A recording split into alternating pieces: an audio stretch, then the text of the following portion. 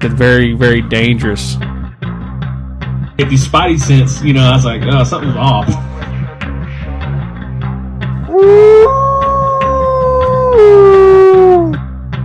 And I'm just like, man, I'm waiting to hear something, Get that crowd warmed up. Is Mr. Yahola Tiger. What's going on, guys? Welcome to the second episode. I haven't lost track yet. The second episode of the War Cry podcast. I'm your host, Yahola Tiger, aka the One Man Band.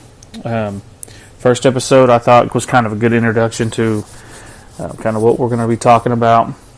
This second episode is going to be one of my favorite, I believe. One thing that I'm always so curious about when it comes to Sasquatch, Bigfoot, the Yeti, things like this.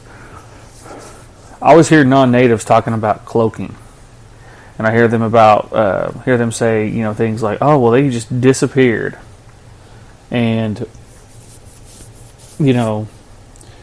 one thing that I'm always so intrigued by is to hear that kind of philosophy, that it's some type of out of this world, never has been done. No one knows how it's done. And I'm sitting over here as a native, as an Indian person. I know what that is. So the topic today is Bigfoot and medicine. And you're like, I'm sure people are probably like, what are you talking about, medicine?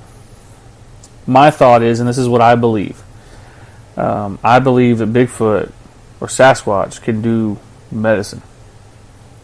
Here's the example that I have in my head where I'm just kind of like sitting back like, You look at the tribes and how the medicine that we have nowadays is not as strong as medicine, in older days. I equate that to Sasquatch, Bigfoot as well. Because as you notice, a generation dies, you lose something, another generation dies, you lose something.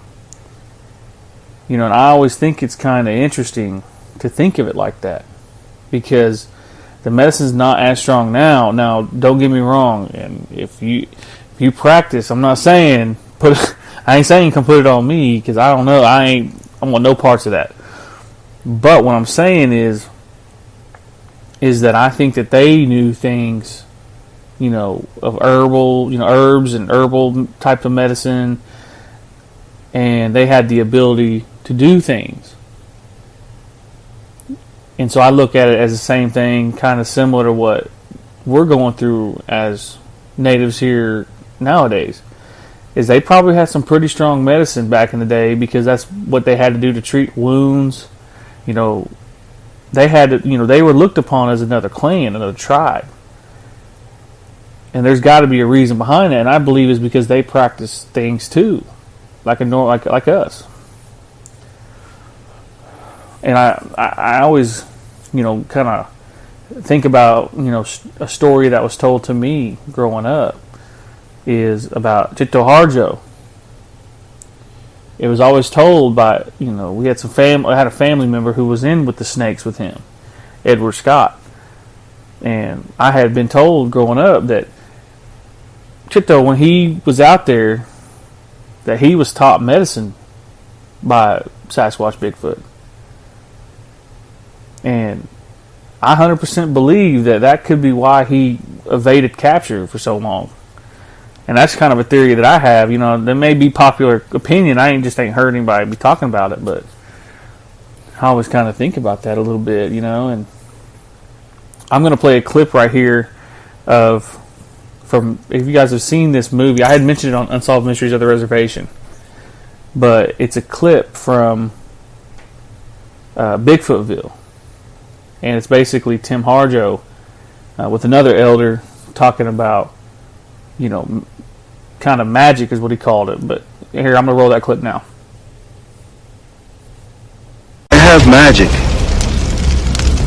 magic able to disappear. Because even when the non-natives, they chase this thing, I noticed that the natives, that the Indian people, when we see it, we kind of get scared of it. But still yet, we don't bother it. He lives underground, and he comes out only at nighttime. He doesn't, if people, put a light on them, they'll disappear in the woods. They even had helicopters, to look for it. They never did find it. And there's it. It just disappeared in the river bottom. And so it knows it's in danger, and it uses its magic to get away. A part of a hypnosis stage that it puts people in, and to where it could be standing right there in front of you, and you still wouldn't see it. Yeah, just getting back to it, that clip is got to be one of my favorite clips. But anyways, so as Tim Hardrow just mentioned, to me, I just find that very interesting. Like I said, they have all this technology. They have the thermal cameras. They have the 4K cameras that motion detect, and all these trail cams, all these different expensive technology, and they still can't catch on camera this entity. And to me,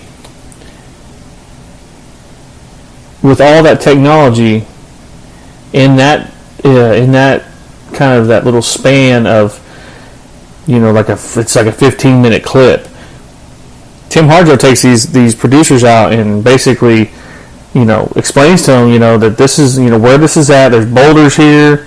This is definitely shelter. We need to respect this, respect them.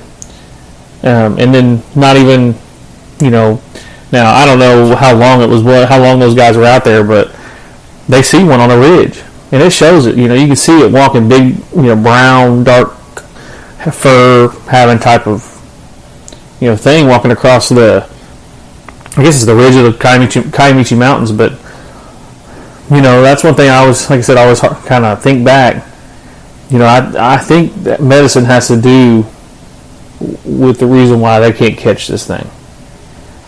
I was told a story growing up that that natives had the ability, if they really put their mind to it and they really focused, you could disappear in a crowd. But only the people that are looking for you can find you. And I was told that growing up. A story that was told was basically, a family member of mine, people around them were getting fired for miscellaneous things, and he was intent. He said, "I'm not going to go. I'm just going, I'm going to hide myself." Well, they started looking around the room and said, "Dang, how are you still here? I thought we fired you." But he hadn't been fired. So I always believe that if that's medicine, or if that's kind of an ability that we have as natives, is people forget about us, and little do they know we're still here, and we still kind of sneak up on you, scare you a little bit. But no, that's one thing that when it comes down to Bigfoot medicine, I'm a 100% believer in that, because at the end of the day, I think they can't catch it.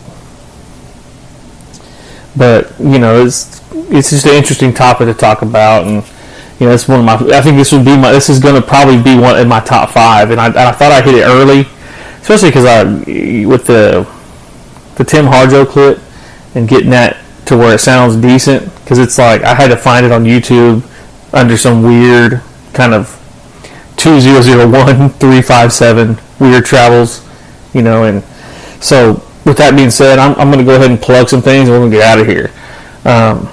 So the Yahola Canadian Tribal Town, their Native Art Holiday Show, it's from 9 to 4. I guess it's in the downtown center at 121 High Street in Yahola. That's December 10th. I know that there's another art market in Glenpool in, I think, December 3rd. I think it's at the Glenpool Convention Center. I'll have to do some more research on that, but those are the two events I know are coming up. I know there's all types of stuff going on, but like I said, I'd like to just shout out those events because to me those are important. You got to make sure that you can get the word out where you can, but I appreciate you guys. For you guys that listened to the first episode, I really appreciate it. If you got a story and you want me to tell it, and if you've heard these first two episodes and you're like, dang, it kind of reminds me of, I heard this story of this, and this. Share that story because I can add it on, and we can do a part 2 and talk about it some more. But I like to keep these episodes like super short because who wants to sit here for an hour? I got to do editing by myself because that's how I am now, trying to make sure I get that right. And so this is your host, Yahola Tiger, aka One Man Band. TikTok, One Man Band 918. Facebook, Yahola Tiger. Take it easy, guys.